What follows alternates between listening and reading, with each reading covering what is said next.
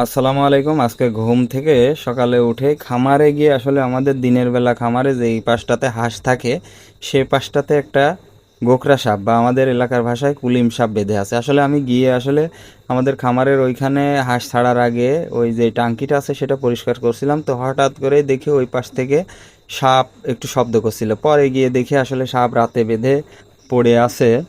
তো আপনারা হয়তো জানেন মাঝে মধ্যেই আমার খামারে এরকম সাপ বাঁধে, কারণ আমার খামারে ডিম আছে, এই গন্ধে হয়তো সাপ আসে। আর মাঠের থেকে আমাদের এই খামারের জায়গাটা একটু উঁচু, যেহেতু এখন বর্ষাকাল সেহেতু সাপগুলো একটু উঁচু স্থানে আসতে গিয়ে এই জালে বেঁধে গেছে। আসলে এই সাপটা অনেক বড় এবং খুবই রাগান্বিত ছিল।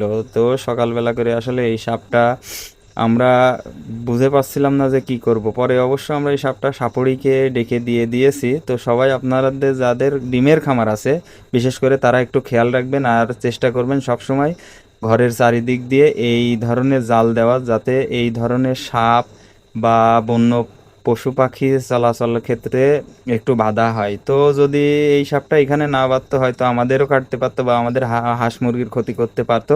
তো সবাই এই বর্ষাকাল বা সবসময় খেয়াল রাখবেন এই বিষয়গুলো।